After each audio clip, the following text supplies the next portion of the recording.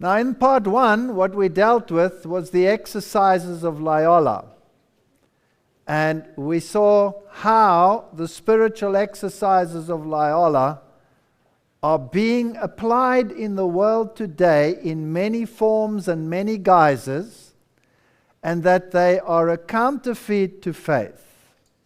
Faith is the substance of things hoped for, the evidence of things not seen. Faith is something that you grasp because it says so. The word says so, therefore it is. Faith is total trust. The spiritual exercises are hands-on. You experience, you have a feeling, you have a meeting with whatever it is you are imagining until it becomes real. So it is the counterfeit to faith. Now, unfortunately, this has crept in to every aspect of Christianity. And it is a very delicate subject because everything we're going to speak of is in vogue today. And because it is in vogue doesn't necessarily mean that it is from God. The Reformation rejected the spiritual exercises as a means of finding your relationship with God, and Luther taught that the just shall walk by faith. You walk by faith. Now, how are they putting spiritual exercises into practice? Ignatius Loyola said the first thing you have to do is imagine the place. You must visualize it, and it must become a reality, and then you must actually get to the point where you communicate on a one-to-one basis, and there are various rituals that you go through until you finally have this spiritual experience. Now, the first mega churches to put it into practice were some of the very big evangelization churches that beamed it out throughout the world on their television networks. Robert Schuller. Here is Paul Yonggi Cho, head of the world's largest church in South Korea, and he wrote a book, The Fourth Dimension.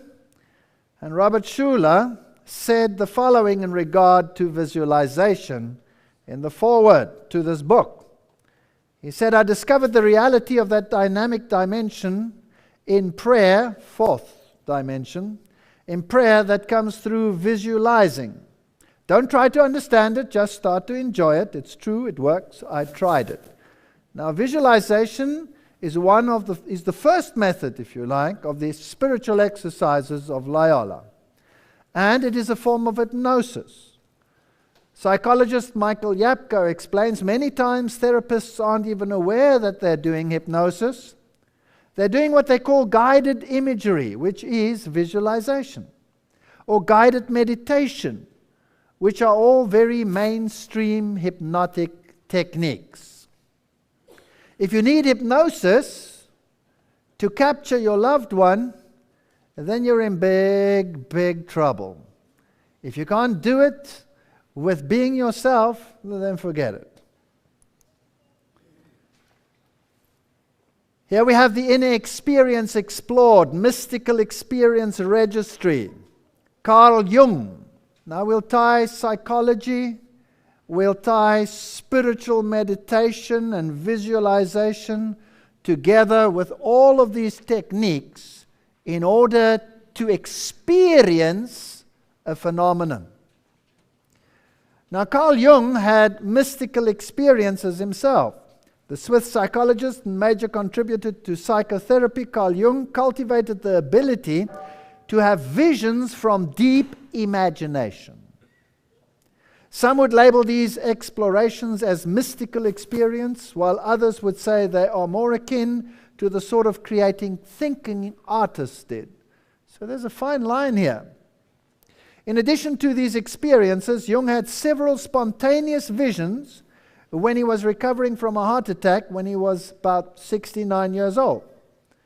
All of his visions are described in detail in his book, Memories, Dreams, and Reflections. And I want you to see how this happened and where he went. I'm going to read one of them. This comes from the Mystical Experience Registry, Jung's recorded active imagination experience. Jung uses a visual technique that he has found helps him go deeper into active imagination. This technique is realistic visualization as descended a great distance. In this experience, he figures that he has descended about 1,000 feet. So you go down, down, down, down. There he discovers a cosmic abyss. Next he sees something like a moon crater, and then he has the feeling that he's in the hand of the dead. Near the steep slope of a rock, he catches sight of two people, one an old man and the other a beautiful young girl. I want you to notice what he's seeing, and as he's visualizing this. He summons up his courage and approaches them. He listens carefully to what they say. The old man turns out to be the biblical figure Elijah. And the girl, Salome. Now there's an odd couple. That's an extremely odd couple. Elijah, who was translated without seeing death. Elijah, the type of the antitypical end-time Elijah. Salome, a totally different type. She was the daughter of Herodias. She's the one who danced before the king. She's the one who asked for the head of John the Baptist. That's an interesting typology. We'll deal with that in the next lecture. So here is this odd couple, one for good and one for evil. And what does he imagine? What a strange couple, he muses. But Elijah tells Jung that he and Salome belong together for all eternity. What do we have here? We have yin-yang. We have the fusion, the cosmic fusion, pantheistic fusion of good and evil, and they belong together for all eternity. Along with the two is a third, a large black snake. Jung sticks close to Elijah and keeps his distance from Salome. I would do that too, by the way. You could lose your head in the process, you never know. Over time, Jung holds conversation with Elijah, who eventually changes into another figure, Philemon. Philemon teaches Jung about the nature of human consciousness. Jung begins to see how autonomous inner figures can act. It is the inner figure that seems to hold this knowledge, not Jung. Again, Jung's inner figure changes. This time it alters to take on the form of the Egyptian notion of the spirit Ka. Vintage edition of Memories, Dreams, Reflections. There is the quotation. So here you have the full catastrophe. Good, evil, inner voices, and the soul spirit, which is the Ka, which is part of the human makeup. Now let's go to St. Louis University. Ignatian Passion.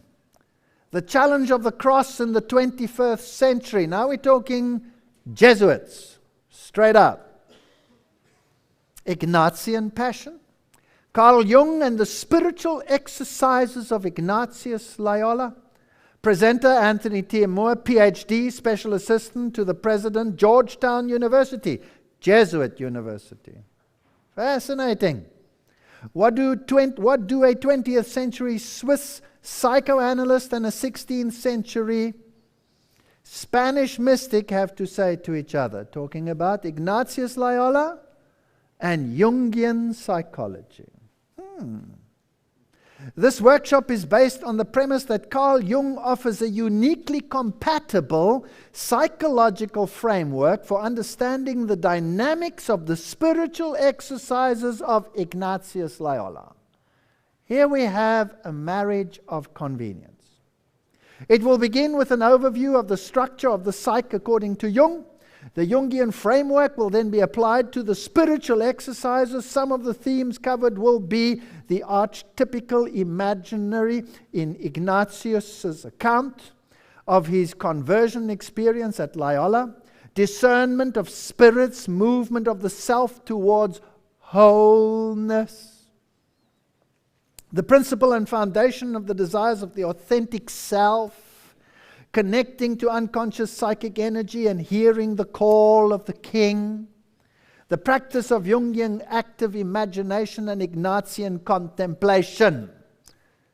This is occult to its very core. But this forms the basis of modern spirituality. Gone is the walk where you walk by faith and you trust the Lord because He said so. Gone is the faith where you have a relationship with Jesus Christ. Now you have to experience it in a tangible, touchable feeling. So it's no longer faith. It's no longer substance of things hoped for and evidence of things not seen, because it becomes a reality. Let's see how the same contemplation works outside of the church.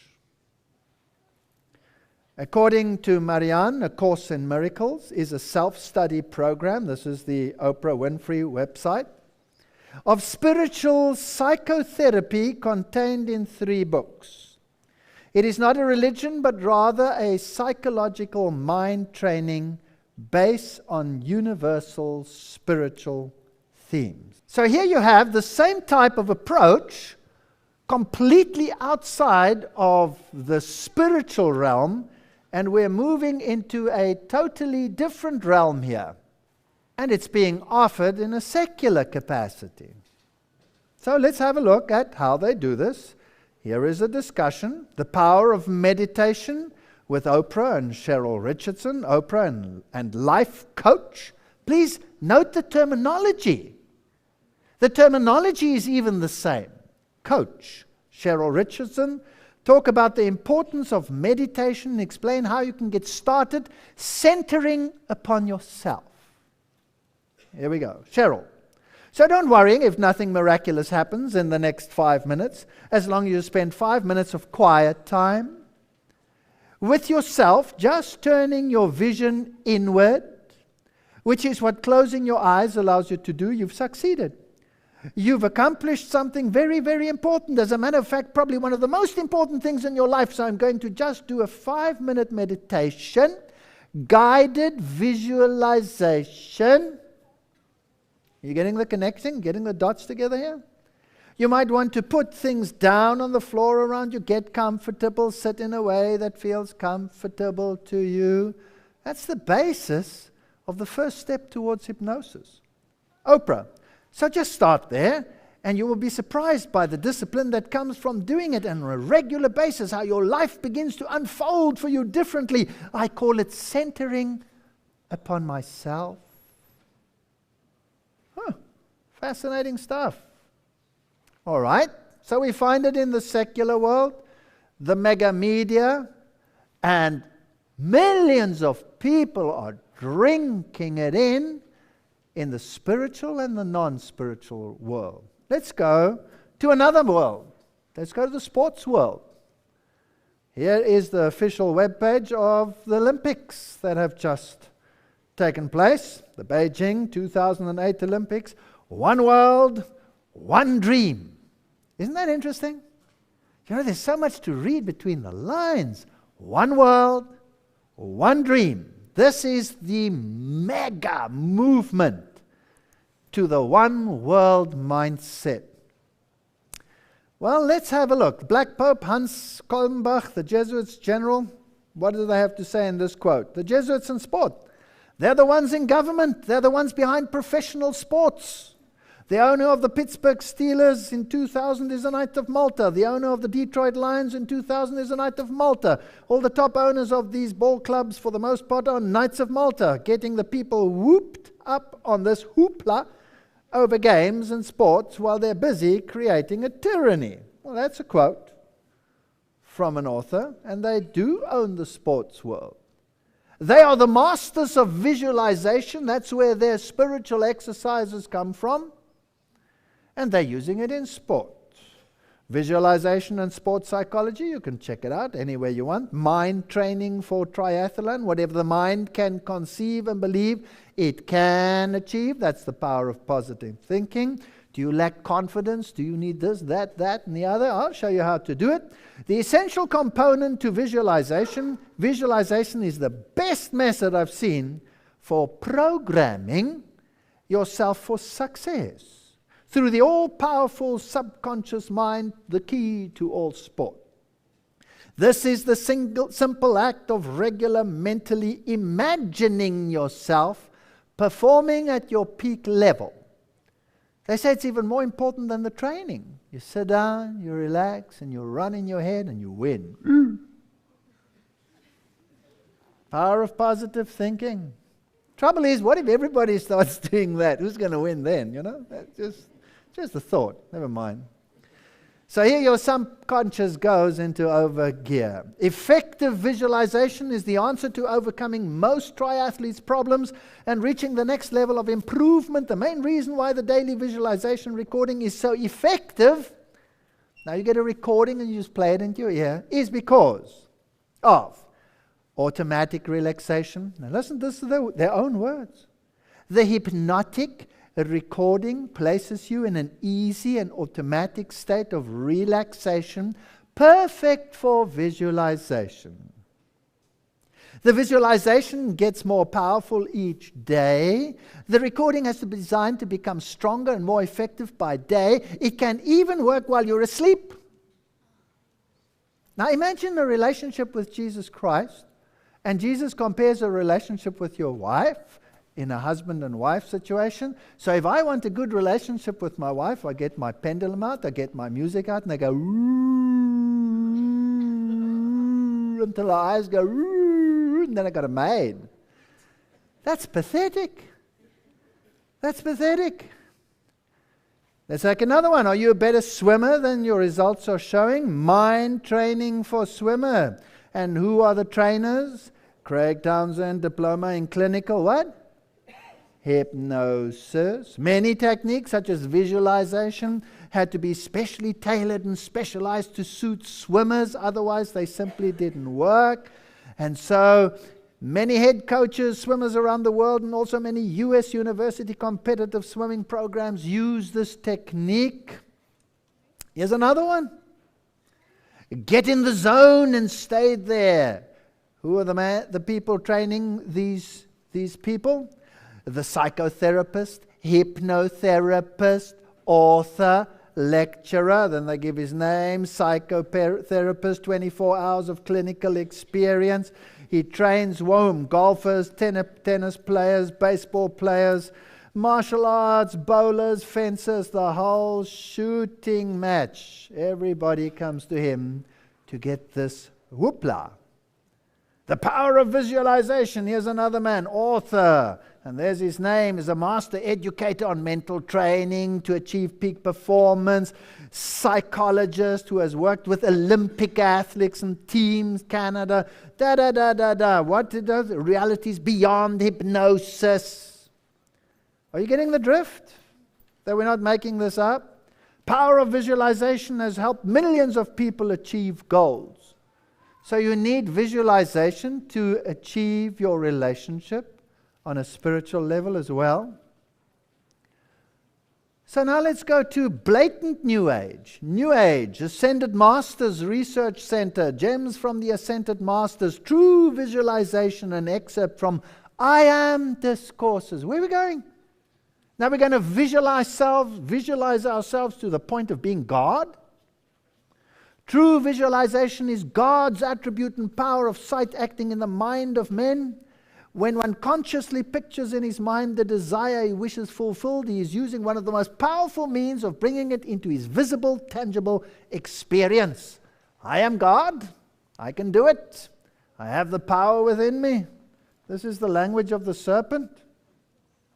Dave Hunt writes in his Occult Invasion, occultism has always involved three techniques for changing and creating reality: thinking, speaking, visualization. There is no doubt that this technique is not a religious technique solely. It is used across a broad spectrum of human activity. Now let's get back to Robert Schuller. He says, you don't know what power you have within you. You make the world into anything you choose. Yes, you can make your world into whatever you want it to be. This is power religion. True religion is magnifying Jesus, and he must become more and I must become less. It is important to remember that meditation in any form is the harnessing by human means of God's divine laws. We are endowed with a great many powers and forces that we do not yet fully understand. The most effective mantras employ the M sound. You can get the feel of it by repeating I am, I am, I am, I am, I am many times over. Isn't that a blasphemy? To say that I am? Move into mighty moods of meditation, he says. Draw energy from the centers of sacred solitude, serenity, and silence. Sacred silence. Find yourself coming alive in the garden of the prayer called meditation. That's your own little private place. Yes, the New Agers have grabbed hold of meditation. Hey, Christian, hear me. Let's not give up the glorious God-given gift of meditation by turning it over to those outside of our faith. So now they're using this hypnotic tool, and any form of hypnosis is never from God. Why? Because God has never designed that one mind should be subject to another in anything. You are a free agent, accountable to God and not to someone else. True meditation is always word-based. Psalms 119, 148. Mine eyes prevent the night watches that I might meditate in thy word. Contemplate the word. Not visualize all kinds of things and then, let it happen. When I remember thee upon my bed and meditate on thee in the night watches, I will meditate also all thy works and talk about thy doings. That is, living the word, believing the word, and talking about the goodness of God. The word meditate, siak, a primitive root, to ponder, to converse, to commune, complain, declare, meditate, muse, pray, speak, talk. So when the Bible uses this word, it says, talk to God. He's your friend. Don't go, ooh. Go and talk. Talk like with a friend. Pastor Steve Mitchell, Garden City Grace Brethren Church, quotes Schuller as saying, the secret of winning unchurched people into the church is really quite simple. Find out what would impress the non-churched in your community, then give it to them. Wow. Whatever it takes, just do it. He took his cues from Norman Vincent Peale and began an approach to ministry that all but did away with expository preaching centering on God's word. Let's replace that. And decided to address what he felt were people's psychological and emotional needs. Well, you don't have to go to church for that. You can tune in to Oprah Winfrey for that. You don't have to go to church. You can do that elsewhere. This approach shifted the focus from God to man and ultimately gave birth to a lot of what we see today in terms of pragmatic or do whatever works to get the folks in strategy, regardless of whether we see these methods in the Bible or not. He's right. We're getting a man-centered religion. Schuller said blatantly the church's problem is that it had a God-centered theology for centuries when it needs a man-centered one. Self-Esteem, the New Reformation, page 115. So we have to get away from this God-centered religion to a man-centered religion. And my question is, where did he get that idea from? Did he make it up? Malachi Martin, Keys of This Blood, Roman Catholic pontifical professor. At the conclusion of Vatican II, Pope Paul VI told the bishops that their church had decided to opt for man and to serve man to help him build his home on this earth. Man with his ideas and his aims, man with his hopes and fears, man in his difficulties and sufferings. That was the centerpiece of the church's interests, said the pontiff to his bishops. So where did he get the idea? He got it from his Roman Catholic mentor, the Pope. That's where he got it from. This is a new theology to get the whole world into one big soup tank. He writes, Robert Schuller says, self-esteem then, or pride in being a human being, is the single greatest need facing the human race today. I strongly suggest that self-love is the ultimate will of man.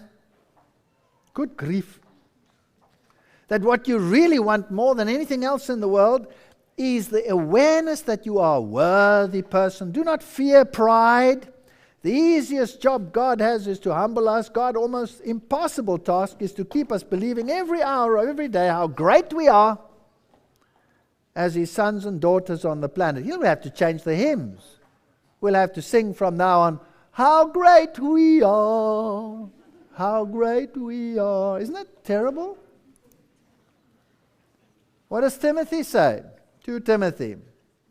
This know also that in the last days perilous times shall come, for men shall be lovers of their own self. You know the verse, I don't have to read it to you.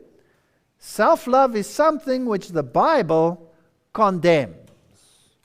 The whole aim of Christianity is emptying yourself and pouring yourself out for others, not centering on self and imagining your great I am experience. This author writes, by beholding Christ you will become changed until you will hate your former pride, your former vanity and self-esteem. Here we have two opposing gospels. Your self-righteousness and unbelief, you will cast these sins aside as worthless burden and will walk humbly, meekly, trustfully before God. You will practice love, patience, gentleness, goodness, mercy, and every grace that dwells in the child of God, and will at last find a place amongst the sanctified and the holy. The two religions are diametrically opposed to each other, the biblical view and the modern view.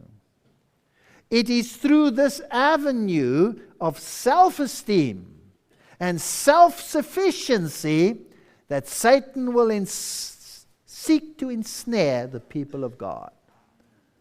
Wow, I think this person knew what you wrote about 120 years ago. Through this avenue of self-esteem, that God's people will be ensnared. We will move from the lowly image to this image of power. Where does Schuller stand with Rome?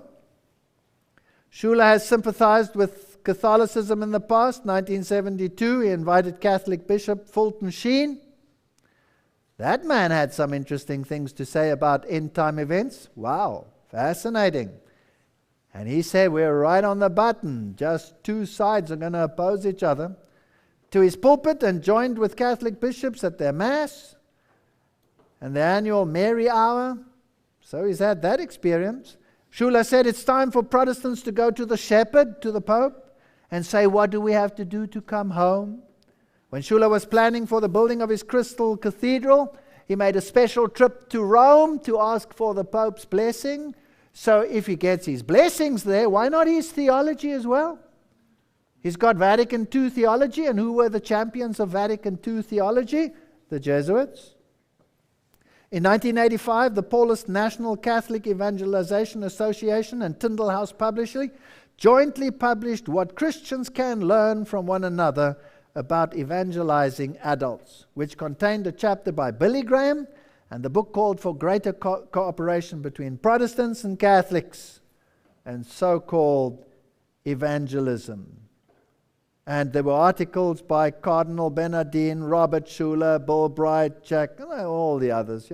This is how it works. And then he makes this mega statement. I like this statement. It's very interesting. I'm dreaming a bold, impossible dream that positive thinking believers in God will rise above the illusion that our sectarian religion have imposed on the world. and that leaders of the major faiths will rise above doctrinal idiosyncrasies, choosing not to focus on disagreements, but rather to transcend divisive dogmas, to work together to bring peace and prosperity and hope to the world. You take away doctrine, you're left with liturgy. No doctrine, liturgy.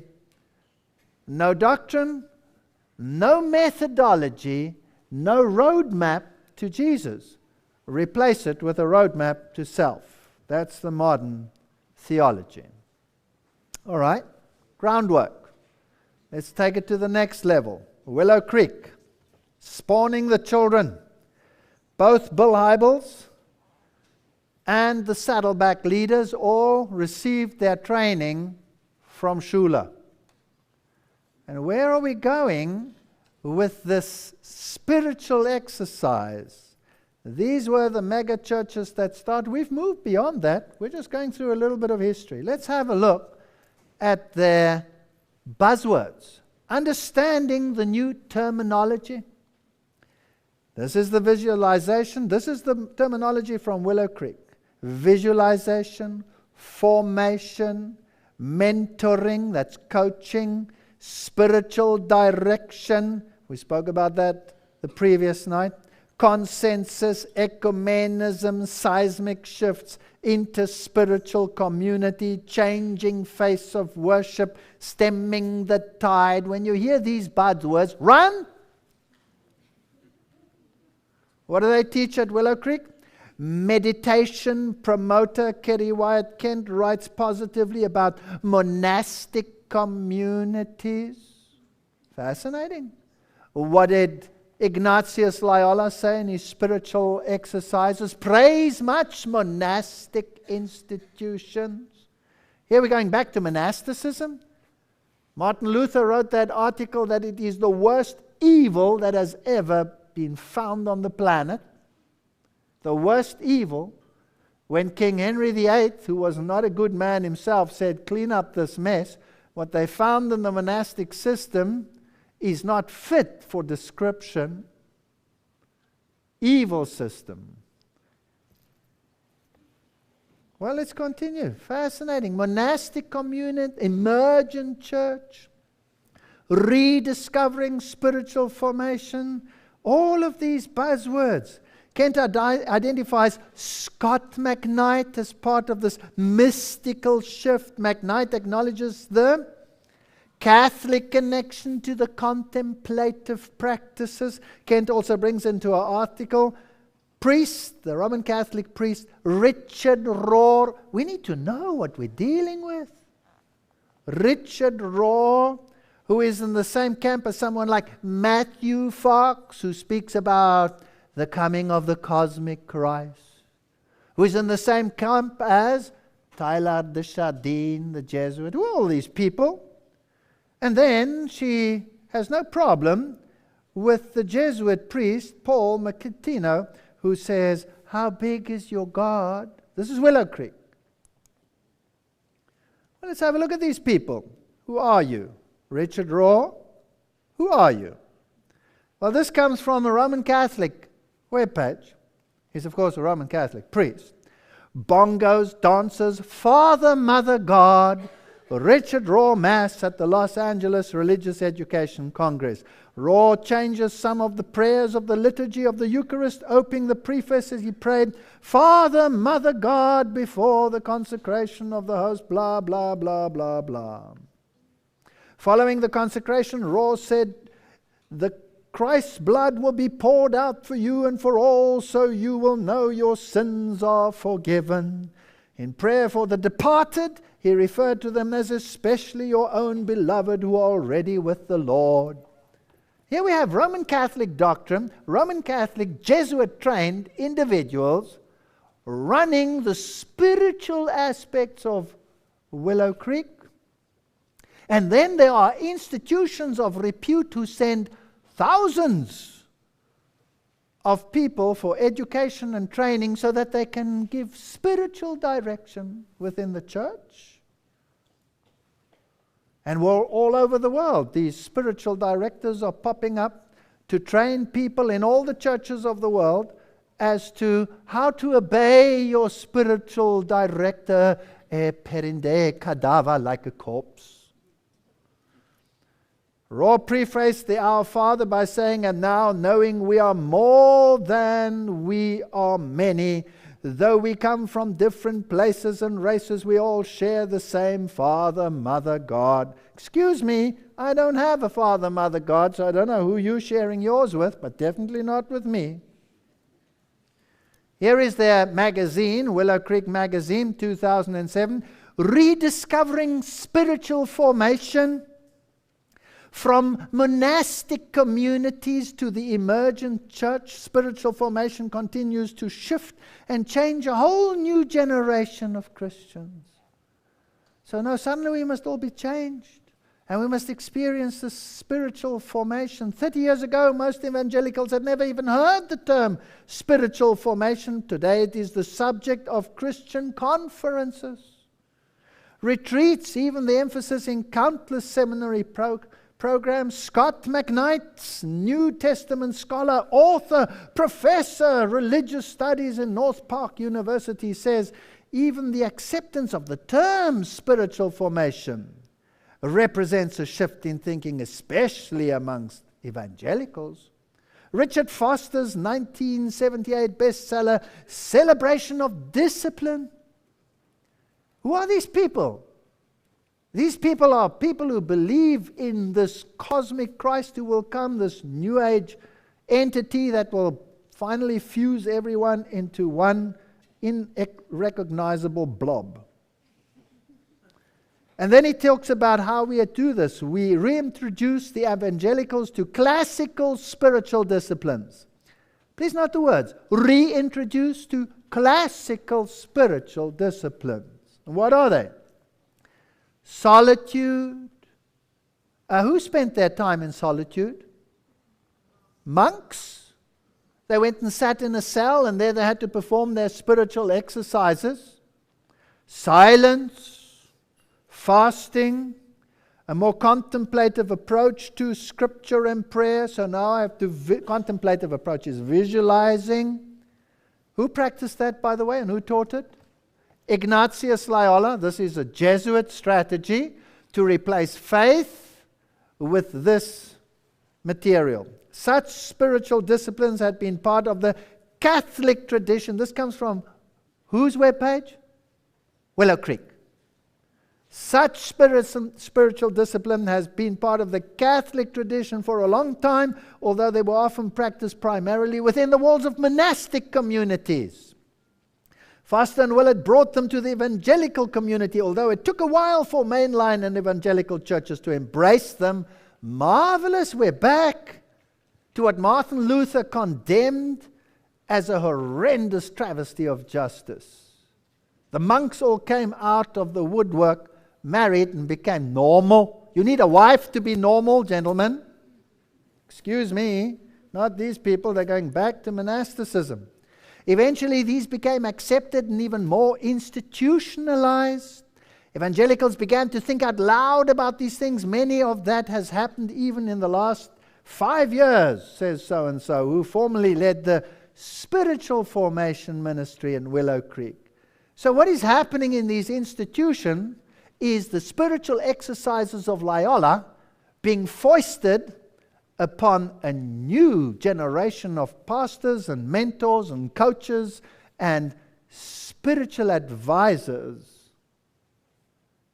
And then it is brought into the Christian church, and we've regressed back to Catholicism. Mentoring goes mainstream. McKnight sees a trend towards a wider acceptance and use of spiritual directors, which in the past were mostly a part of the Catholic tradition.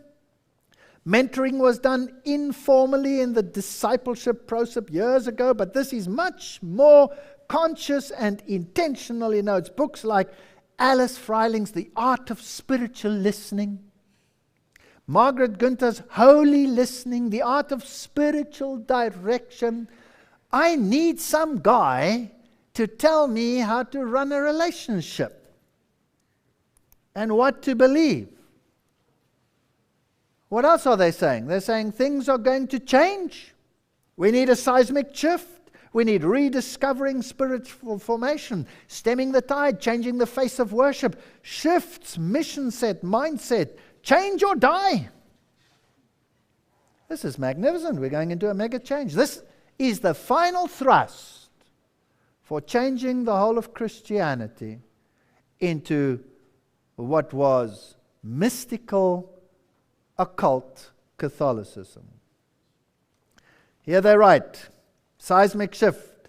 The winds of change are blowing. Leaders and entire congregations are making the choice to try something new. They are looking at the world culture, norms and trends. They are daring to take a chance, venture a risk, find another way. These pacers are not compromising the teachings of the Bible. They are embracing them in a way that will reach a new generation. What a deception.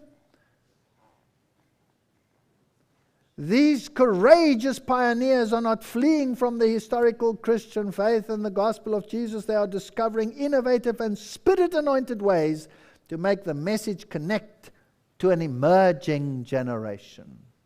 Is this generation ready to see this? A whole new cadre of leaders are being raised up, and they understand that the form, style, structures that have served the church so well in the past are not sacred or sacred. And away with them. We need something new.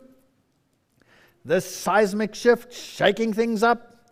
And then he talks about this lady and how she had to get accustomed to the new music and the new styles, and eventually what we have is mantric music being played in the churches.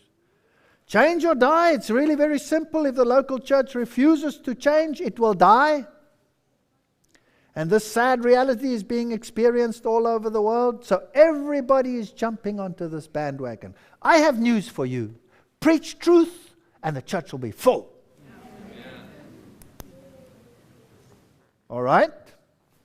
So we have all the elements of the spiritual exercises of Loyola and all the names associated with Jesuit theology associated with Willow Creek, where many, many people go for this training. Let's take it one step further. We're going through the progression. These are the last events in the history of this world. We are one step away from heaven. Rick Warren is a global strategist, theologian, pastor, philanthropist. The media has often named him America's most influential spiritual leader. He's America's pastor. As a global strategist, Warren advises leaders in the public, private, and faith sectors on leadership development, poverty, health, education, and faith in culture. He has been invited to speak at the United Nations, the World Economic Forum, the African Union, the Council of Foreign Relations, Harvard's Kennedy School of Government, Times Global Health Summit. I mean, this is an important man. Where did he receive his training? Also from Robert Schuller. Warren says, as a member of the Council on Foreign Relations and Oxford Analytica, I might know as much about the Middle East as you, responding to some notion that he might not know what's going on. This comes from WorldNet Daily.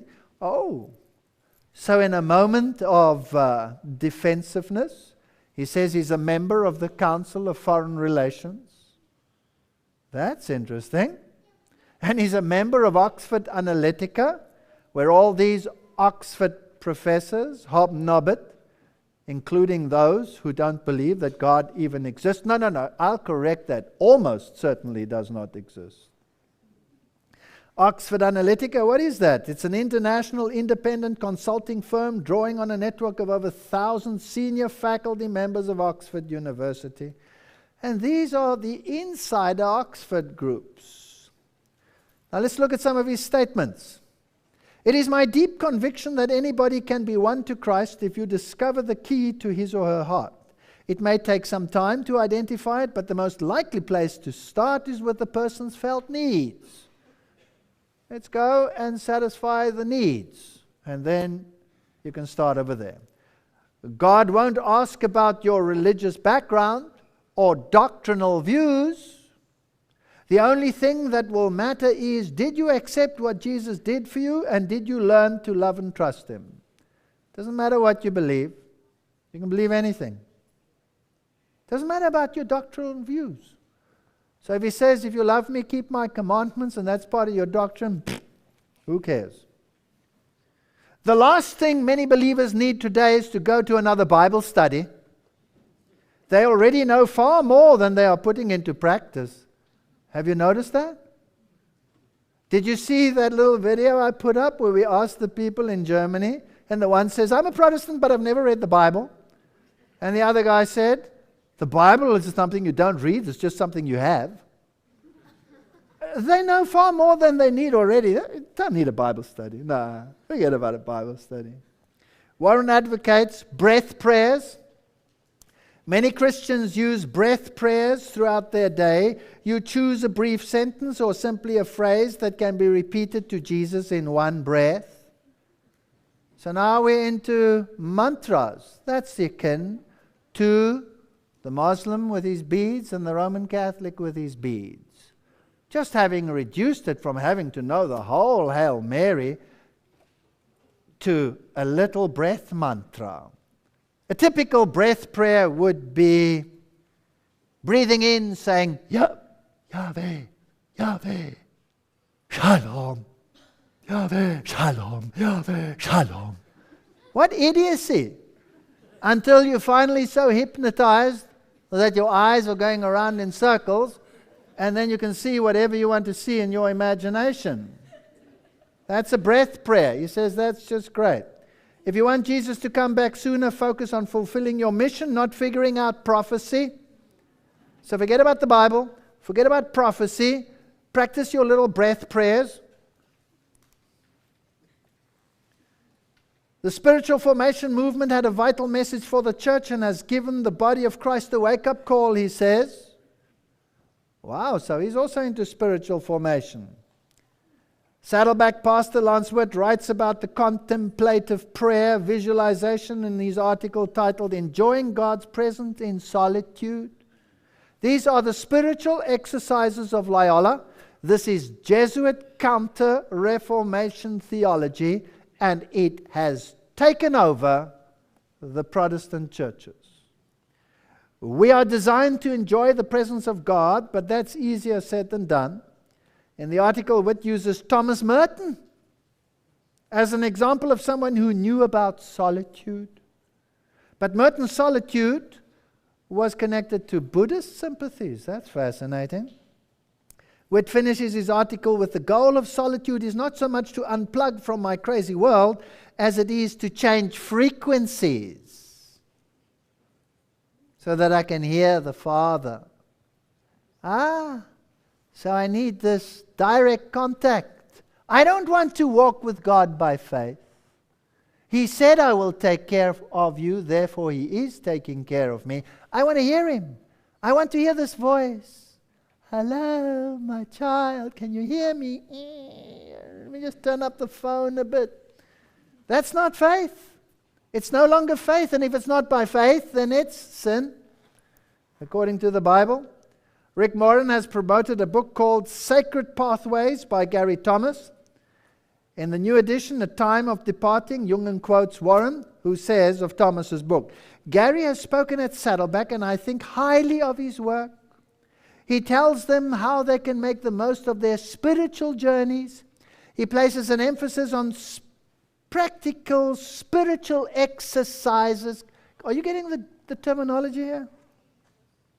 Fascinating. It is particularly difficult to describe this type of prayer in writing, as it is best taught in person. In general, however, centering prayer works like this. Choose a word, Jesus or Father, for example, as a focus for contemplative prayer. Repeat the word silently in your mind for a set amount of time, say 20 minutes. Brainwashing. Until your heart seems to be repeating the word by itself, just as naturally and involuntarily as breathing. There you go. Repeating this thing over and over. Listen to his New Age terminology. Rick Warren speaking. This is a time which calls for a critical mass, or transformational leaders who will commit to creating synergy of energy within their circle of influence, so that new levels of social, economic, organization, and spiritual success can be reached. We have not, however, developed the leaders we need for this noble task. To reach such heights, we will need to untap the leadership potential of skillful leaders who are successfully directing various organizations and systems. Some of these men and women, knowledgeable and committed to their profession, will be the transformational leaders we need to create the needed synergy of energy. Is that religion or hocus pocus? This is not religion. What does he say about ecumenism? I really do feel that these people are brothers and sisters in God's family. I'm looking to build bridges with the Orthodox Church, looking to build bridges with the Catholic Church, with the Anglican Church, and say, what can we do together that we have been unable to do by ourselves? On interfaith, the church is bigger than any organization in the world. Then you add in Muslims, you add in Hindus, you add in all the different religions, and you use those houses of worship as distribution centers, not just for spiritual care, but for health care.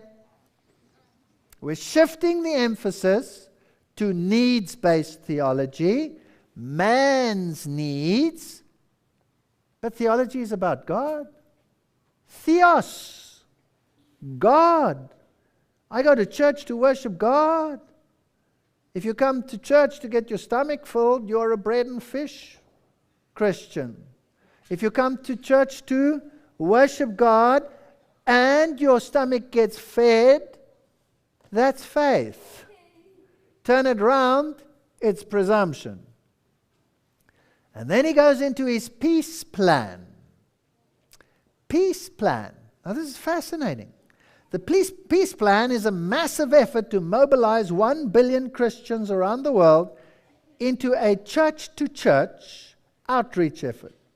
The peace plan is an effort led by small group teams. Did we speak about them last time? Teams to attack the global giants of our day. And what are the global giants that we have to attack? Spiritual emptiness, corrupt leadership, poverty, disease, illiteracy. Well, excuse me, that's a social program, that's not religion. If you want to teach people about Jesus Christ and salvation by Him, then please use the Bible. And this is the peace plan. This is the ultimate plan that unites the United Nations and all the churches of the world into the last mega drive called peace. And my Bible says, when they say, peace, peace, sudden destruction. Well, let's carry on. These global giants are attacked in a holistic manner. First in the church's local community, which he calls Jerusalem. Nearby community, which he calls Judea. Regional areas crossing cultural barriers, which he calls Samaria. And globally to the entire world. Rick Warren said repeatedly, this is why God made me. Everything else I have done was simply preparation for the peace plan. This is how you get to God's heart for the world. Let's look at this peace plan. This is fascinating. At a purpose-driven conference, he stated the peace plan will be a revolution for global Christianity, and I'm looking at a stadium full of people who are telling God they will do whatever it takes to establish God's kingdom on earth as it is in heaven. Woo! I have a problem with that. Whose theology is that? That's Roman Catholic theology. That's not biblical theology. Thy kingdom come, thy will be done on earth as it is in heaven. Yes, we're looking for the kingdom of God. But the kingdom of God will only come when the empires and structures of this world have been swept away. And we won't have a kingdom of God ruled from Jerusalem here on this planet. Rick Warren's peace plan, number 1, P stands for plant churches. E, equip leaders. A, assist the poor. C, care for the sick. E, educate the next generation. What's missing? There's no mention of Christ. There's no mention of the gospel. This is a social program. We don't need to call this worship. This is not worship. The UN Millennium Development Goals. Let's have a look at them. Match the 5 points of the peace plan. Pastor Warren lays out the global plan. In the 21st century, we are going global, mobilizing the American church to help internationally. President Kagame will welcome us to Rwanda for a joint project amongst the government, business, and the church. Ooh. Where did we hear that before? Who was here for the lecture, The Beamable Sustainable Princess?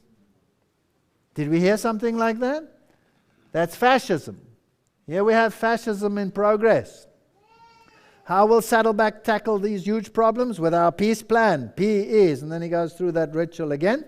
And Q, what is your greatest hope for all of this? A second Reformation.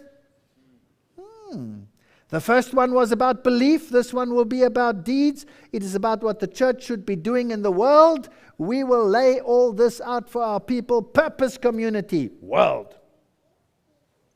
So this is a new Reformation. And so I thought, they're having a peace plan, and we should have a new Reformation too. And this is where this idea came from. Now look at the Millennium Development Goals and the peace plan of Warren. Plant churches, develop global partnerships for development. These churches are partnerships for development.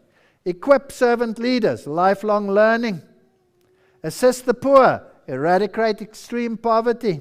Care for the sick, reduce child mortality, improve maternal health, combat HIV, etc. Educate the next generation. Achieve universal primary education. They're identical. Why? Because they have the same author. And who runs them from their crown temple? The Jesuits. So this is a Jesuit mega thrust counter Reformation. Here is the UN Millennium Development Goals, high level event in the Millennium Development Goals. When is it taking place? 25 September 2008. All the mega leaders came together. This is now. The 8 Millennium Development Goals, which range from having extreme poverty, halving extreme poverty, to halting the spread of HIV, all of these must be reached by 2015. We're in the home straight. We have everybody on board. The church is going to play its role, and the governments are going to play their role, and big industry is going to play its role, and together we'll conquer the world. 4 steps, the final Genesis. This is the 4th step, spiritual formation. Now let's talk about spiritual formation. Spiritual formation is the vogue. Spiritual formation is coming to your town, and it's coming to your church.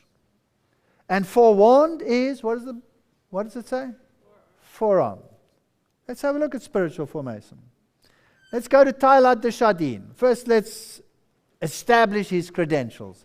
What was he? Jesuit. He was the mega man at the UN.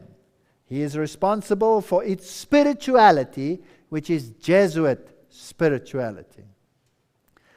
Tylard and the Future Humanity, edited by Thier Meinert. This is a book about Tylard. Brings together essays by leading experts from a range of disciplines and perspectives who reflect on Tylard's legacy for today's globalized world. These people were mega thinkers in this direction. Tylard dreamed of a humanity merging into God and each realizing his own godhood at the omega point. This belief has inspired many of today's New Age leaders, and he is the most quoted New Age leader in the world. Pantheism. That will be the omega of apostasy, and spiritual formation is part of that omega apostasy. Listen to his terminology. And when you hear this terminology, and when these buzzwords start falling, let your ears prick up. Tyler de Chardin spoke of value genesis. He spoke of collective co-creation, combined effort, the omega point. The final stages of earth and of man, cosmogenesis. These are all interesting words. Cosmos coming together. New Genesis, minds coming together. The point of union of pantheistic fusion of all things is omega. Through Teilhard, we hear about whatever does not merge is evil. This is the new spirituality. We are being herded like cattle into a common corral, driven by Hegelian dialectic, Teilhardian philosophy, and fear. Let's go. New Genesis. You will have to change your exclusive separatist ways. You will have to fuse into this multifaceted new monster. In multiculturalism, every faction retains its identity, yes, merges into a cosmic fusion. The Muslim, the Jew, the Christian, the black, the white, the Hispanic, the Asian, they all integrate within one culture, without one culture dominating the other. And then we need a new Christ, divested of his biblical identity, to rise from the ashes to satisfy them all. Here's the book Brainwashing, a synthesis of the Russian textbook on psychopolitics. Notice what they used in politics. Man is already a colonial aggregation of cells. Cells.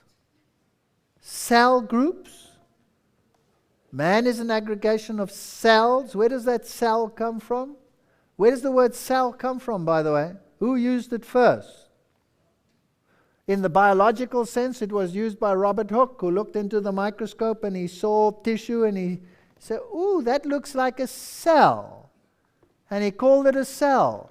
And what did it remind him of? Monastic rooms. Monasticism. Monks sit in cells.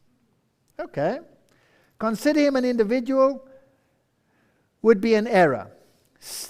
Sickness could be considered to be a disloyalty to the remaining organism on the part of one organism. We can see with ease that the revolt is death, that the revolt of any part of the organism results in death. Thus we see that there can be no compromise with rebellion. That's why in a cell group, no rebellion is allowed. You must be subject to your spiritual director. And you must obey him as though you were a corpse. Anyone refusing to be herded must be amputated for the common good, Augustine argued.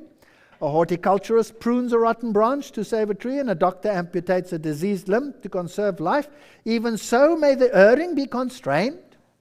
This is Roman Catholic theology. That's why you may not speak or think or say anything. Teilhard de Chardin declared, the outcome of the world, the gates of the future, the entry into the superhuman will open only to an advance of all together, in a direction in which all together can join and find completion in spiritual renovation of the earth. All together. Once complete unity has been achieved, Christ, who will be the omega point, will appear. Man will be more than man, what will be what Teilhard called ultra-human. The cosmos will be transformed and the glory of it all will be established. Malachi Martin, he should know. He writes that this is Teilhard's philosophy. As we know, Teilhard merges pantheism with his Christian doctrine, and he says, as we know, the belief that the human individual cannot perfect himself or fully exist except through the organic unification of all men in God is essential and fundamental to Christian doctrine. We have to have this pantheistic fusion. Thus, perfection for Teilhard is not by the individual becoming one with Christ in absolute self-surrender, forsaking all others. No, Teilhard says that the individual cannot perfect himself except through the organic unification of all men in God. It's pantheism. Thus, all human minds must be joined in what he calls a superorganism. We need consensus theology. Remove that which is divisive. Please don't preach about the errors of this doctrine or the errors of that doctrine. That's divisive. We'll even make laws. We'll call it hate speech. A general convergence of religions upon a universal Christ who satisfies them all. That seems to me the only possible conversion of the world and the only form in which a religion of the future can be conceived. There is a Jesuits thinking. Here's Matthew Fox, who's quoted on all those web pages of all these organizations training these new mentors. And he calls it the cosmic Christ, the coming of the cosmic Christ, Matthew Fox. It's replete with pantheism. Modern Christianity has been molded by Jesuit encounter theology and spiritual formation, guided by Ignatian spiritual direction until the soul is fragmented, encounter dependent, and subservient to the church. You become a moron, walking after whatever some leader has to say. It's horrendous. Document Vatican II. Now let's look where it comes from. Informing their consciences, the faithful must pay careful attention to the sacred and certain teachings of the Church. For the Catholic Church is by the will of Christ the teacher of the truth. Don't ever speak against the Church.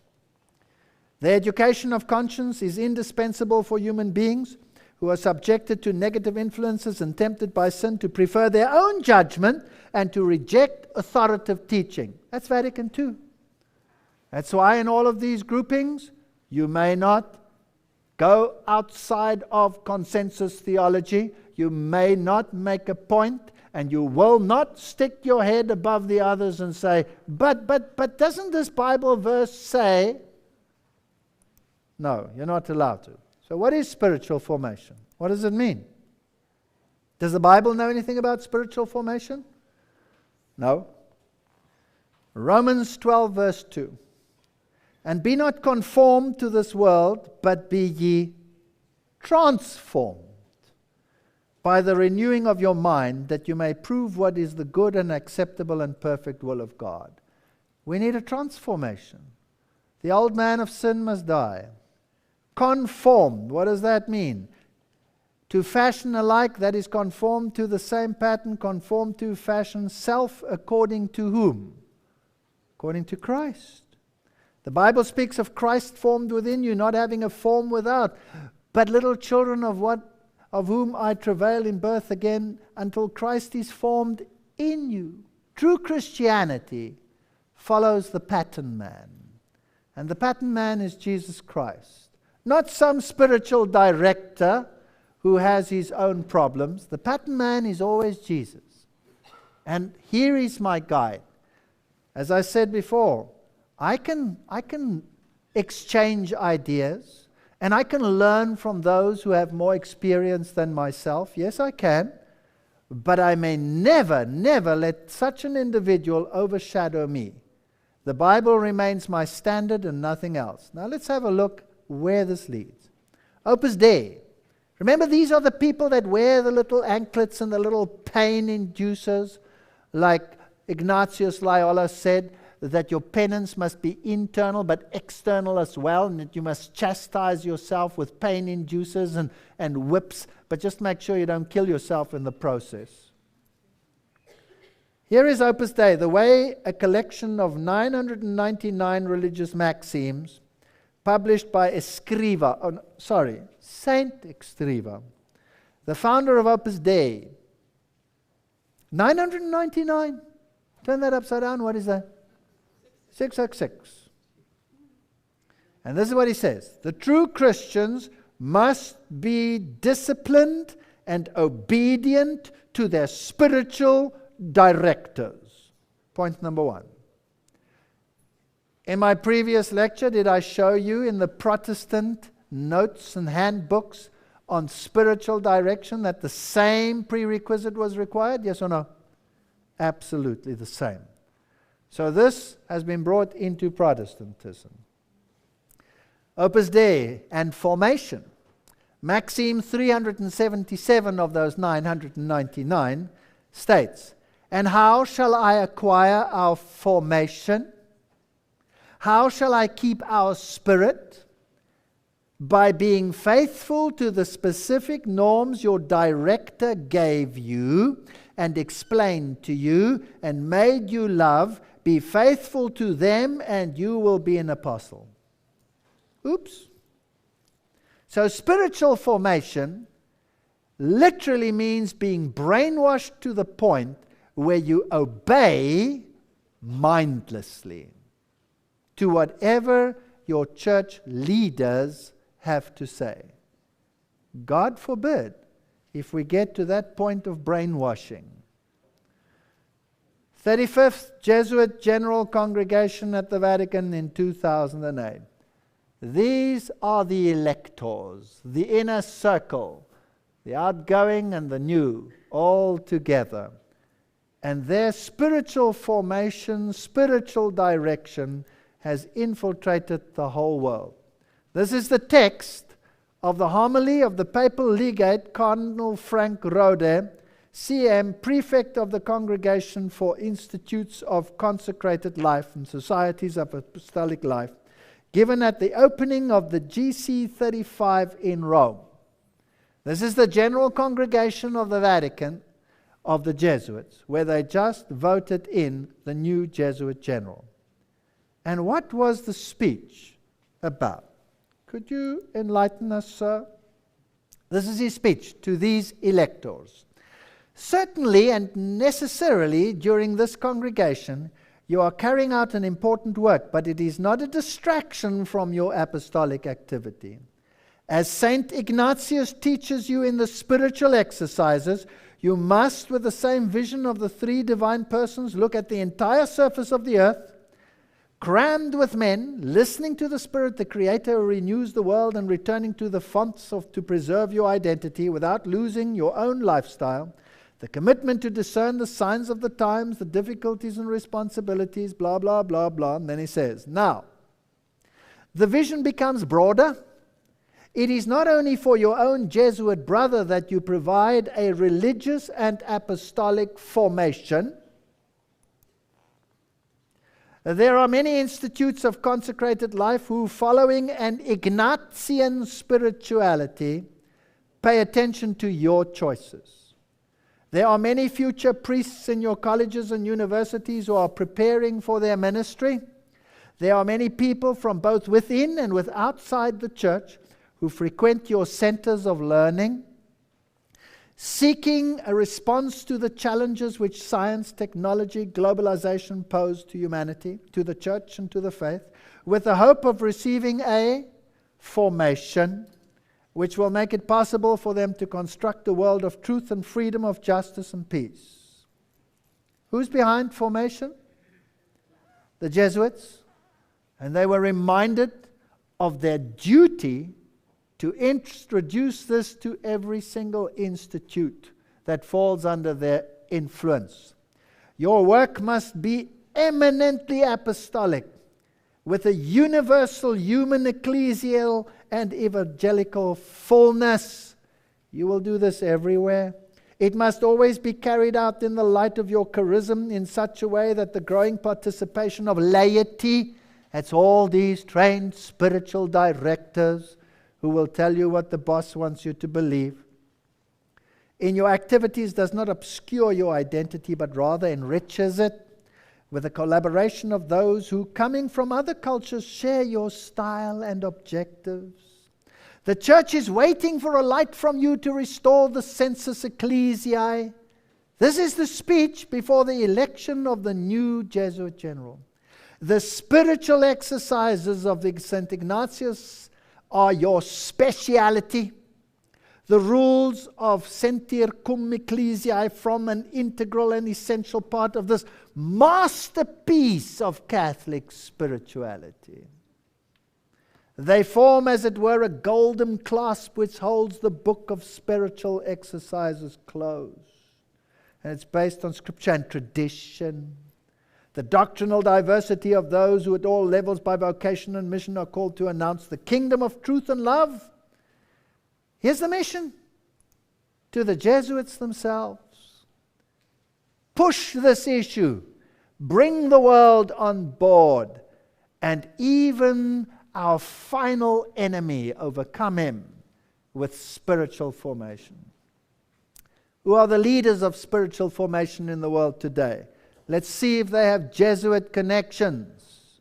These are the ones who are being quoted in all churches of the world. Should I repeat that word? All churches of the world. Richard J. Foster, Christian psychologist. Interesting connection. International fame, founder of Renovare. Foster is the founder of an organization called Renovare, which has powerful, influential support from Christian world leaders. The co-director is William A. Vasvik, a former Lutheran pastor. Renovare from the Latin meaning to make a new spirituality. So the spirituality that has kept Christians alive for the last 2,000 years is finally at the point where it must be scrapped. It's promoting the revival of meditative and contemplative traditions of the Catholic mystics, Zen Buddhism, and psychotherapy. Let's have a look. Here's their own webpage, bringing the church to the churches, the balanced spiritual life. What are they teaching? Contemplative, the prayer-filled life. Interesting word. That's visualization. That's Ignatius Loyola theology. Social justice, the compassionate life. Holiness, the virtuous life. Incarnational, the sacramental life. Charismatic, the spirit-empowered life. All of this is experiential theology. Evangelical, the word-centered life. I will believe that when I see it. How is it with your soul? The Renovare movement fosters spiritual development as the heart of social justice. How is it with your soul? The name Renovare means to renew. And what are we going to deal with? Spiritual formation, spiritual exercises, spiritual gifts, acts of service. This is a new religion, but it's really an old religion. It's an old occult counterfeit. His book, Celebration of Discipline, there it is, Celebration of Discipline, there is the man.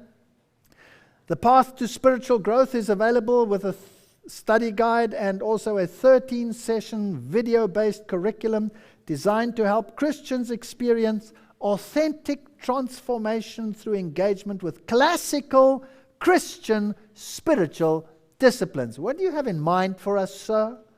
How do we do this?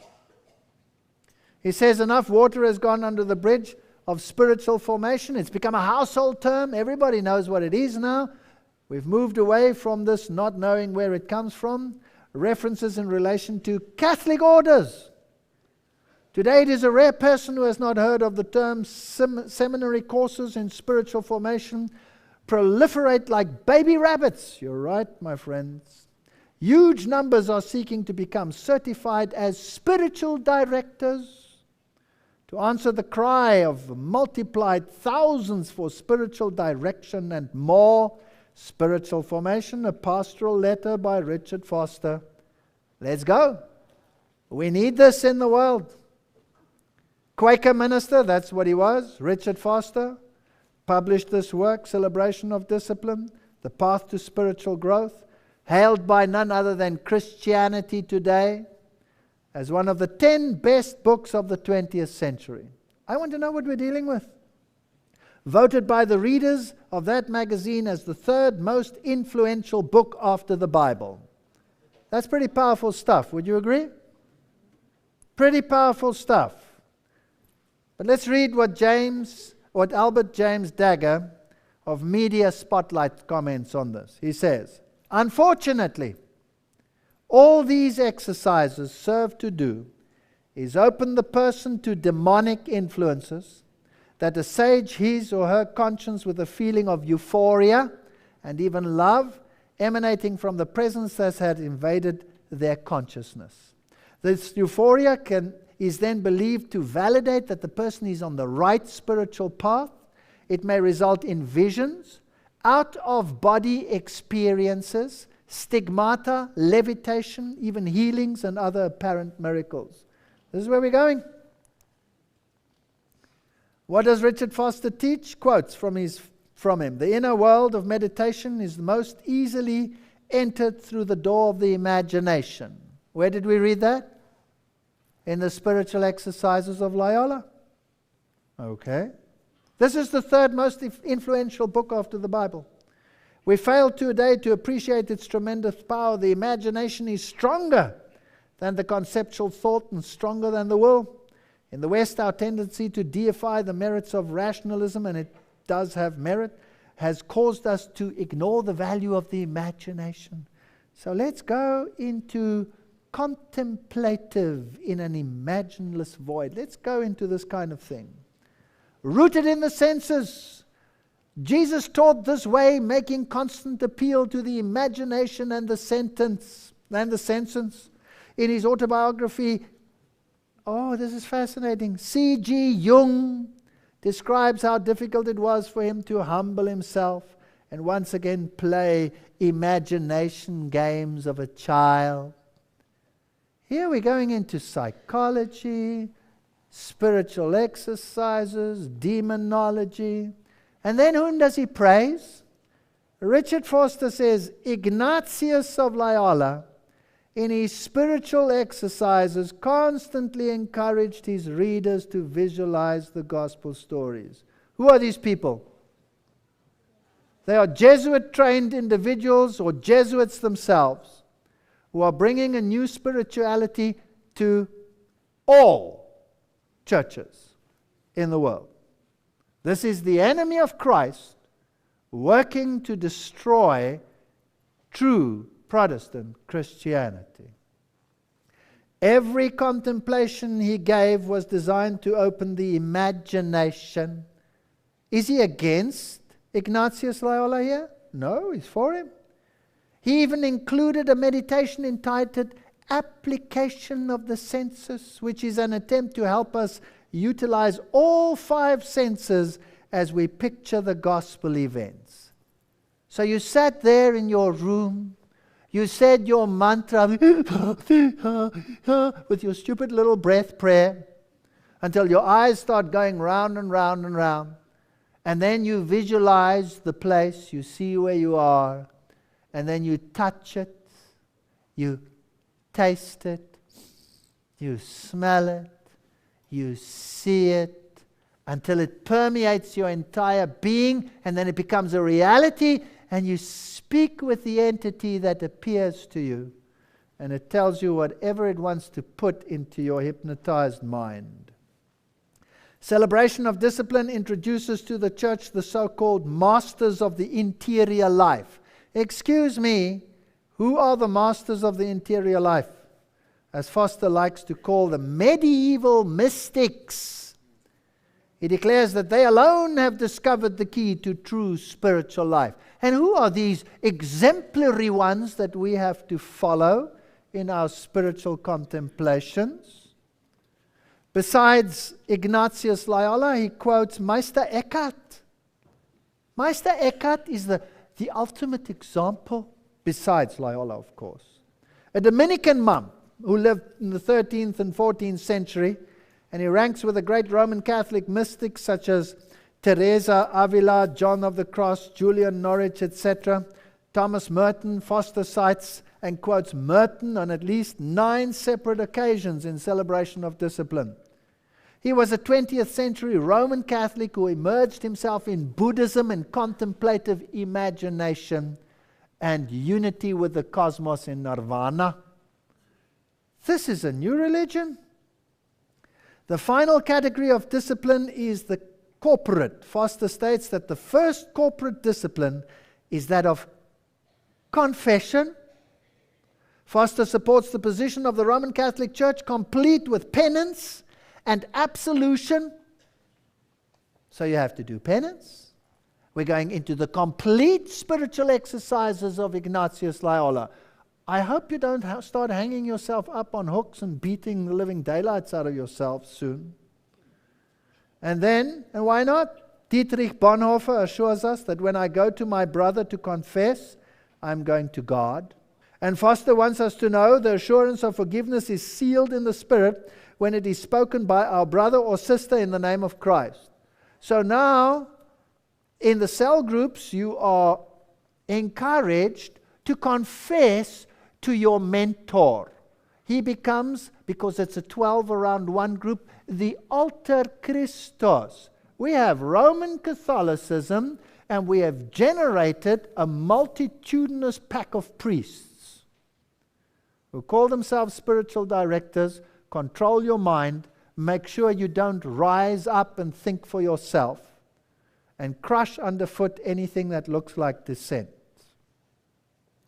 Once when receiving the confession of a lady, she looked at me and saw superimposed upon my eyes the eyes of another, who conveyed to her a love and acceptance that released her to unburden her heart. That is sin. The Bible says, confess your faults one to another. In other words, I go to my brother and I say to him, brother, I am sorry that I hurt you. I'm sorry that I did this and this to you. Will you forgive me? That's fine. I can also go to a friend and say, you know what? I'm really struggling with my temper. Can you pray for me? That's fine. But the new translations don't say faults. What do they say? Confess your sins one to another. I have a mega problem with that. Take your sins to Jesus. Amen. He's the only one who can forgive you your sins.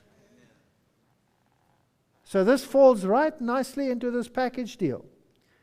His last discipline is celebration. Here we are to express joy in all that we have learned thus far in the book, even participating in holy laughter. Let's have a cackle together. The third most influential book. As you enter the story, now please notice what he's saying. You can bring Jesus into your presence. As you enter the story, not as a passive observer, but as an active participant, you've imagined yourself into the scene. Remember that since Jesus lives in the eternal now and is not bound by time, this event in the past is a living present tense experience for him. Hence, you can actually encounter the living Christ in the event. Be addressed by his voice and be touched by his healing power. He can be more than an exercise of the imagination. He can be a genuine confrontation. Jesus Christ will actually come to you. What have we got there now? This is a cult to the highest degree. And this is what you do in the occult world. You conjure up the spirit. Jesus said, I go to prepare a place for you, and I will come again so that you can be where I am also. Not I'm going to play hocus pocus with your mind. By faith, you accept that he is there. His book, Celebration of Discipline, originally had the words New Age on page 170, but this was changed to avoid criticism. We of the New Age can risk going into the tide, became changed to we who follow Christ can risk going against the tide. He encourages astral travel. A fourth form of meditation has its objective to bring you into a deep inner communion with the Father, where you look at him and he looks at you in your imagination. Picture yourself walking along a lovely forest path. Take your time, allowing the blaring noise of your modern megalopolis to be overtaken by the sound of rustling leaves and cool forest streams. Then he says, after a while there is a deep yearning within you to go into the upper regions beyond the clouds, and your imagination allow your spiritual body, shining with light, to rise out of your physical body. Look back so that you can see yourself lying on the grass and reassure your body that you will return momentarily. I practiced that when I did this under the New Age training of my father-in-law. It's called Oob. It's a cult. You come out of your body, you go up into the heavens, you experience whatever you will, you walk through walls. It's an hypnotic implant. It's not a reality. It's a lie. It's a hypnosis.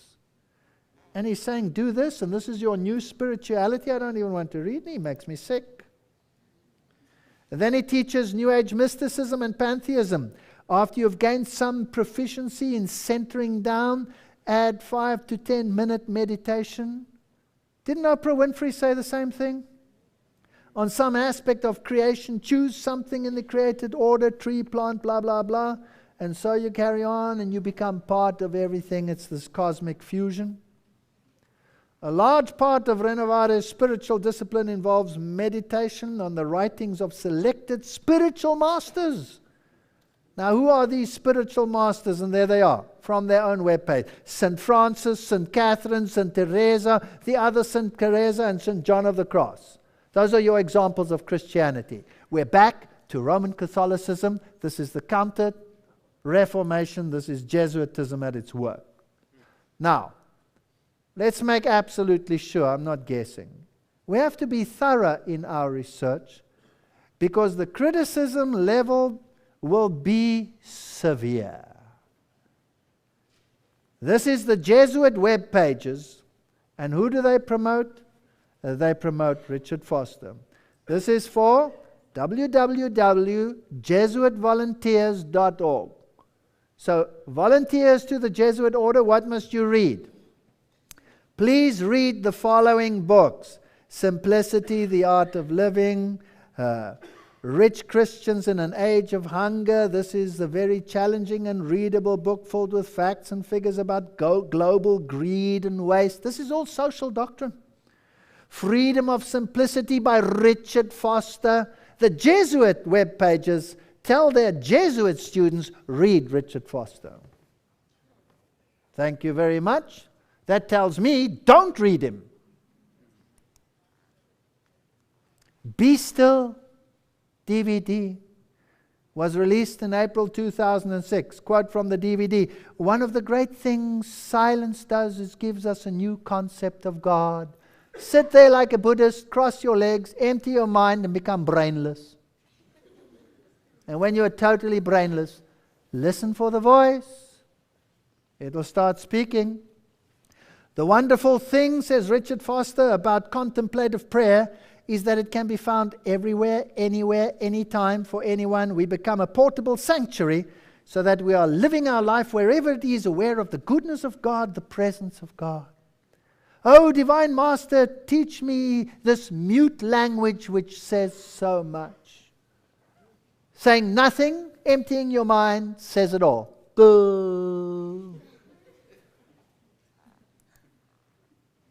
William Vaswick, co-director with Richard Foster. Comment from Albert J. Dagna. Shalom Institute for Spiritual Formation, Washington. This is interesting. They're all working together. Comment. The objective is to move from conscious communication with God to being in the presence, as Bill Vaswick puts it. The Buddhist equivalent of being in the presence would be to reach total enlightenment and eventually nirvana. You don't have to read anymore. This is Zen meditation. This is an ancient occult practice. No wonder we have to link up these religions, and why Buddhism and all its contemplative and other activities must become mainstream. Pope Benedict with Buddhists, April 17, 2008 at the Interfaith meeting. Notice that he's also doing the same things, and Prince Charles does the same things. Here we are receiving these new ideologies, new thoughts. Who created these thoughts in the first place? Who's behind the Dalai Lama? Who gives him his power and his authority out there? As an exile, none other than these organizations themselves, the Roman Catholic Institutes. Please note, here's a Buddhist gathering.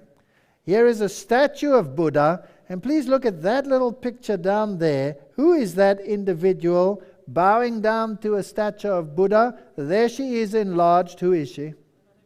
Mother Teresa. She has no problem bowing down to a statue of Buddha or a statue of Christ, as long as it's an icon and not the real thing. And here's Vietnamese Buddhist monk, Thich Nhat Hanh, whatever. And he packed the stadium at what university? Loyola University. Fascinating, to initiate students in Buddhist exercises. Catholic priest prays in a Buddhist monastery. Let's get this spirituality into the world. And this nice gentleman is a Jesuit Catholic priest, Father Sadhu George from India, and he performs a Hindu dance called Bharatan, and he claims that he gives momentum to God's word in tangible form. So now, if we can dance, while we're doing our spirituality, then it all becomes tangible and touchable, and everybody gets so excited in the spiritual world that it will enhance your spirituality. And so the nuns go, ooh, and ooh, and we come into tune with Vatican II. And we have transformed what used to be in the old days to something new. Now let's go to the Shalom homepage. Did you know that some of these institutes are the only places where you can be trained to be a spiritual director? You can't go to your own church to get your training, because that's not good enough. We need specialist Jesuit-trained people to train you how to be a good formation leader. So let's see what they teach at Shalom Institute, where most of the spiritual directors are being trained.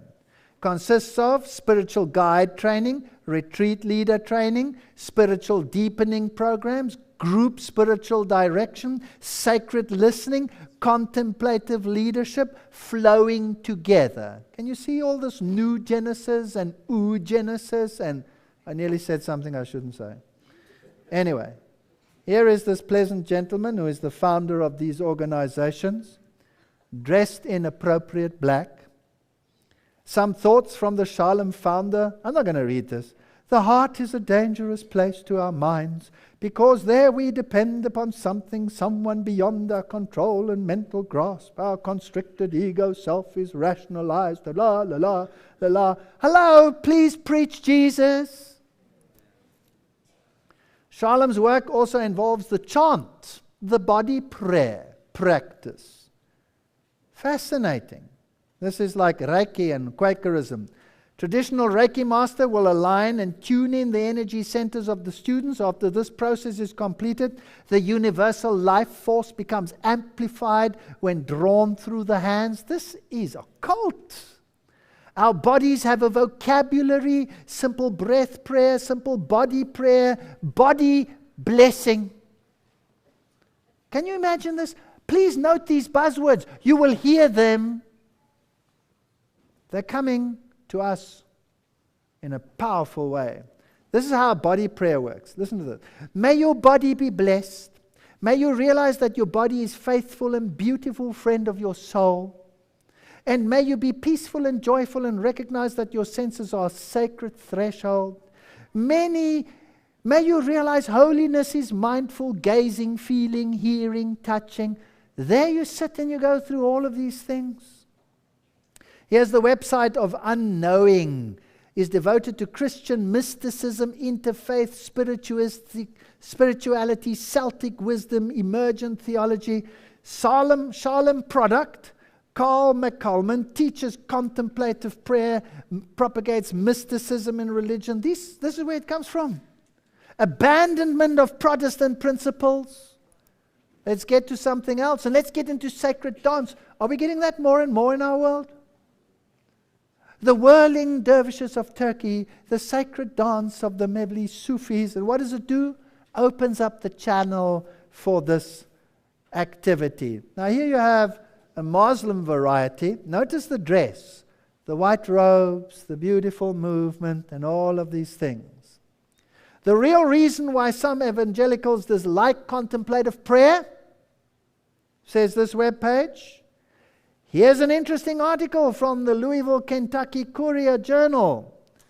David Harris, a former Baptist minister, next month will be ordained a Catholic priest. Why? Because contemplative prayer changes your mind. Ex-married, ex-Baptist minister to become Catholic priest, married former Baptist to be a priest. He never considered his conversion to Catholicism 6 years ago by the rejection of the Baptist faith that nourished him from childhood, etc. He practices these things and you merge. Shalom Center propagates sacred dancing, multi-religious interaction, dances of universal peace, and you have all these reverend doctors so-and-so dancing universal peace into the world. And we could become the tent of Abraham, Hagar, and Sarah. What does that mean? All religions jump into the same pot. And we have religious dialogue, and we have coalitions for social action, and we have a social gospel, and we've ripped the heart out of everything that's in the Bible. Sacred Mission, our sacred guild, sacred dance guilds promote sacred dances, prayer, means of spiritual growth, connecting to the divine, integration of mind, body, spirit. I mean, it's fantastic. And who will be the mega dancer on the world? The Pope. Here is his team of dancers. Imagine this.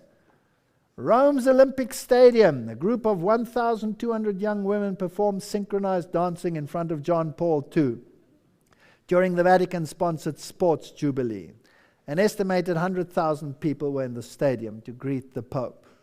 And so we have Saint Alphonsus Catholic Church, Rock Church. We have the sacred dancing on the altar, dancing in Luxembourg. The churches are full of it, the dancing girls of Archbishop Niederhauer. And this is the dance that took place when Pope Benedict had the Mass in the United States, in the Yankee Stadium. Spiritual dancing. Where does all this stuff come from? The Methodist Center for Spiritual Formation. And now I want you to wake up.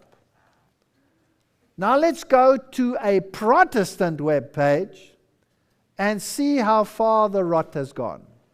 Is that fair enough? This is the Methodist web page. Spiritual formation gatherings are the day or weekend retreat designed to meet the interests and needs of those seeking a deeper walk in their spiritual journey. Now what are they going to train us for? Please note the programs are for what years?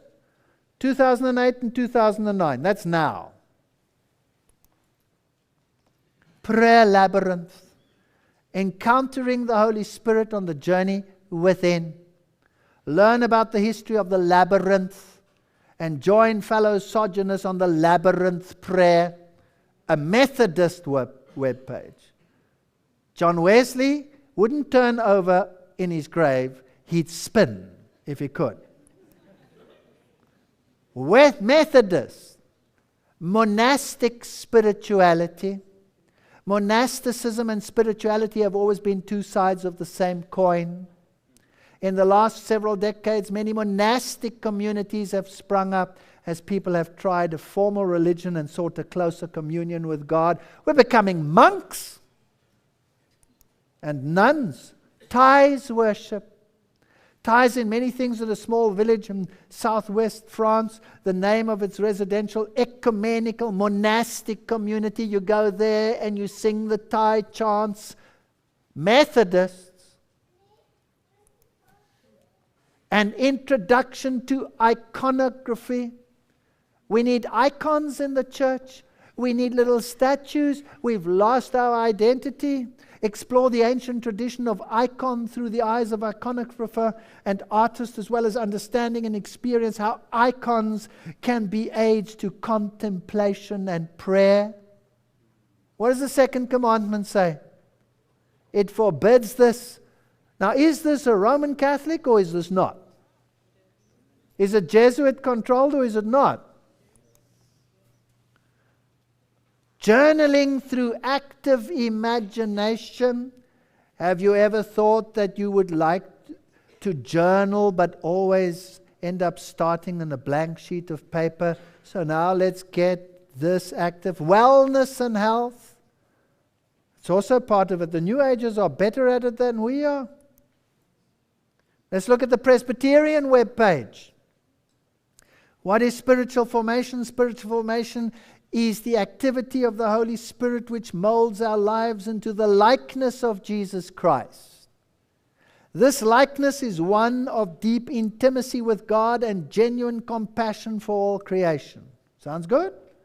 The Spirit works not only in the lives of individuals but also in the church, shaping it into the body of Christ. We cooperate with this work of the Spirit through certain practices that make us more open and responsive to the Spirit's touch. Disciplines such as Sabbath keeping, works of compassion and justice, discernment, worship, hospitality, spiritual friendships, contemplative silence. Presbyterians Calvin will freak. Walking the sacred path. Join so-and-so with a wonderful journey into the heart of the sacred center. And we'll go to the cathedrals. Through a series of workshops, training of your choosing, we'll explore historical archetypes. We'll go to those holy people of the past who were all Roman Catholic saints. The labyrinth as a tool. Labyrinth facilitation, engage in ritual meditation, lecture, art, music, sacred circle. What does all this nonsense mean? Let's go to sacred circle. Here is the labyrinth. You walk in the labyrinth, and you find your spirituality by not knowing where you're going. And you light your little candles. And you have your little prayer beads. Who uses prayer beads like this, by the way? Roman Catholic Church. The Sacred Circle Company. That's what the Presbyterians want to take you to. It's an exciting, innovative partnership offering the essential material, guidance and information for nurturing spiritual wholeness. We specialize in resources for care for the soul, labyrinth, small group studies, retreats, workshops, aids to meditation and prayer, as well as mentoring for individual pilgrimages. Are these people crazy? The 12 heavenly practices of a new church: stillness, detachment, humility, silence, discernment, healing, solitude, devotion, holiness, simplicity, delight, heavenliness. Is there anything about salvation in Jesus Christ here? God is doing a new thing now. God is creating a new church for the new age now. And we have to be part of it. We need spirituality in practice. They quote the Presbyterian Office of Spiritual Formation. Good definition, many resources offered. Go and study what these people are saying. Sealing versus formation. Revelation 7:3. Saying, hurt not the earth, neither the sea nor the trees, till we have sealed the servants of our God in their foreheads. Isaiah 8:16. Bind up the testimony, seal up the law amongst my disciples. I quote to you from a book called Maranatha. Just as soon as the people of God are sealed in their foreheads, it is not any seal or mark that can be seen, but a settling into the truth, both intellectually and spiritually, so they cannot be moved. Just as soon as God's people are sealed and prepared for the shaking, it will come. Indeed, it has begun already. The judgments of God are now upon the land to give us warning, that we may know what is coming. The days are fast approaching, when there will be a great perplexity and confusion. Satan, clothed in angel robes, will deceive, if possible, the very elect. There will be gods many and lords many. Every wind of doctrine will be blowing. I want to suggest that spiritual formation is the counterfeit to the sealing of God. The settling into the truth so that you cannot be moved. And we need to study the Bible as we have never studied it before. And we need to cling to what is truth and righteousness. And we need to cling to the testimonies given by God so that we don't fall into these traps. And these traps are being prepared all over the world. I don't need some hocus-pocus spiritual mumbo-jumbo formation. I need a walk with Jesus Christ, and that is all I need. Alice A. Bailey foretold of what she termed the regeneration of the churches. Her rationale was this: the Christian church in its many branches can serve as a St. John the Baptist, as a voice crying in the wilderness, and as a nucleus through which illumination may be accomplished. I don't need that kind of illumination. I'm crucified with Christ, says Galatians. Nevertheless I live, yet not I, but Christ lives in me. And the life which I now live in the flesh, I live by the faith of the Son of God, who loved me and gave himself for me. The Jesuit counter-reformation is almost complete. It has a few, very few loose ends that it has to wrap up. Be careful that we are not wrapped up in amongst those loose ends. Isaiah 64 verse 8, "Yet, O Lord, you are our Father, we are the clay, you are the potter, we are the work of your hand."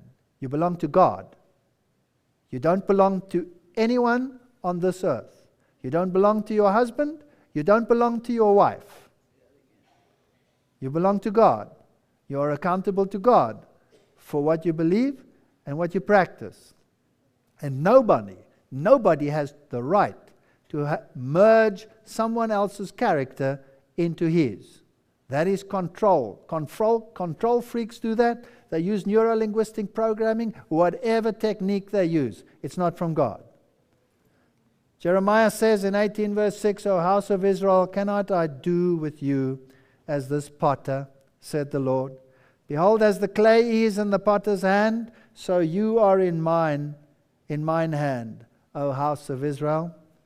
Our spiritual formation is a transformation that has to take place under the hands of the only one you can trust yourselves to.